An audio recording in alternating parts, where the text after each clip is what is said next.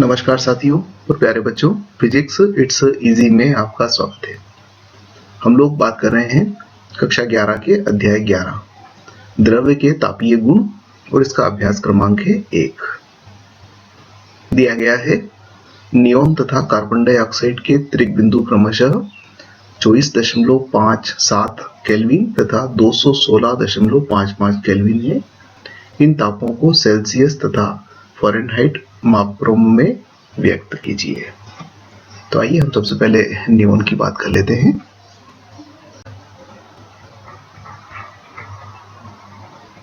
Neon के लिए त्रिक बिंदु दिया हुआ है, यानी कि अगर उसे हम टी से प्रकट कर दें तो इसका मान है 24.57 केल्विन। इसे हमें सेल्सियस में और फ़ारेनहाइट में प्रकट करना है, तो हम इसे सेल्सियस में प्रकट कर देते हैं। तो टी सेल्सियस में इसका मान हो जाएगा 24.57 माइनस 273.15। तो सेल्सियस पैमाने पर यह मान प्राप्त होता है माइनस 248.58 डिग्री सेल्सियस। अब इसी को हम फ़ारेनहाइट में भी प्रकट कर देते हैं। तो फ़ारेनहाइट पैमाने पर ताप ज्ञात करने के लिए हम इस सूत्र का प्रयोग कर लें, 9/5 Tc प्लस 32। तो फ़ारेनहाइट पैमाने पर यह मान हो जाएगा 9/5 गुणित माइनस 248.58 धन 32। हल करेंगे तो फ़ारेनहाइट पैमाने पर मान प्राप्त हुआ 415.44 फ़ारेनहाइट। तो ये हमारे नियोन के लिए उत्तर हो गए। अब इसका सेकंड पार्ट है हमारा कार्बन डाइऑक्साइड के लिए।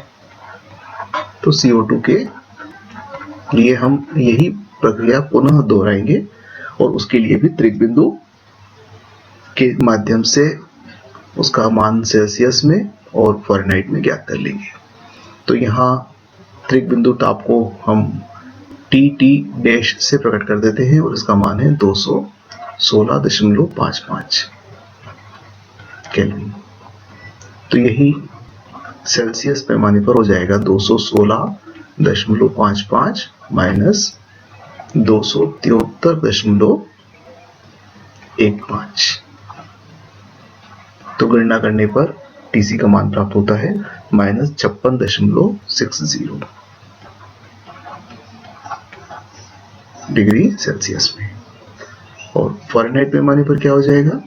तो फ़ारेनहाइट पैमाने पर हम लिखेंगे 9/5 गुणित टीसी। इन सभी को डैश लगा दें ताकि दोनों में अंतर हो जाएगा, डैश प्लस 32।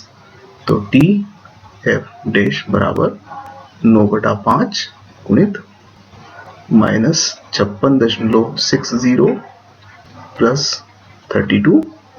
तो टी एफ डैश का मान प्राप्त होता है 69.88 डिग्री फ़ारेनहाइट। ये हमारे दोनों आंसर हो गए कार्बन डाइऑक्साइड के लिए, और इसके पहले हमने ये दोनों आंसर निकाले थे, ये वाला आंसर नियोन के लिए। अब आइए हम लोग अभ्यास क्रमांक 2 देखते हैं। इसमें कहा है दो परम ताप मापक्रमों में A तथा B पर जल के त्रिक बिंदु को क्रमशः 200 A तथा 350 B द्वारा परिभाषित किया गया है। दो पैमाने हैं A तथा B। तो पैमाने A पर जल का त्रिक बिंदु लिख लेते हैं। यहाँ पर पैमाने A पर जल का त्रिक बिंदु ये है 200 और A से प्रकट करते हैं इसका मात्रक। इसी प्रकार से पैमाने B पर जल का त्रिक बिंदु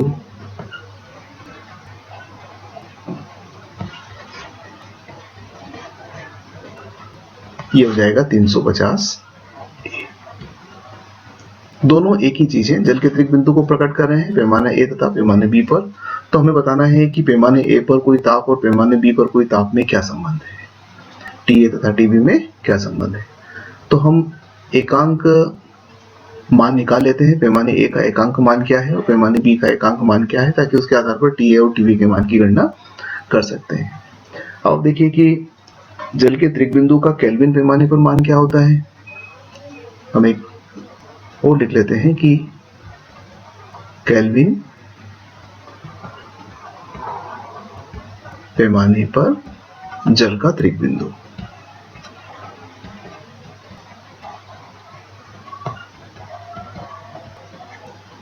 और ये मान होता है 273.16 केल्विन। ये केल्विन पैमाने पर मान हुआ।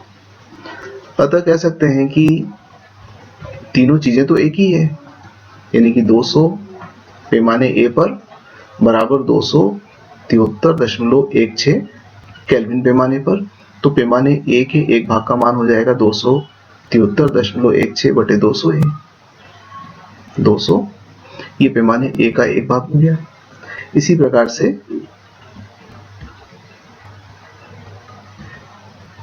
अगर हम पैमाने बी की बात करें तो 350 बी बराबर 273.16।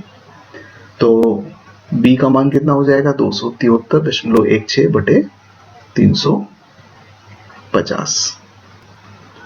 ये एक एक पैमाने के मान हो गए। अब हमें ज्ञात करना है टीए और टीबी का अनुपात। तो ठीक है, हम एक काम करते हैं कि 273.16 बटे 200, ये पैमाने ए के एकांक भाग का मान है और इसमें टीए से गुणा कर दिया।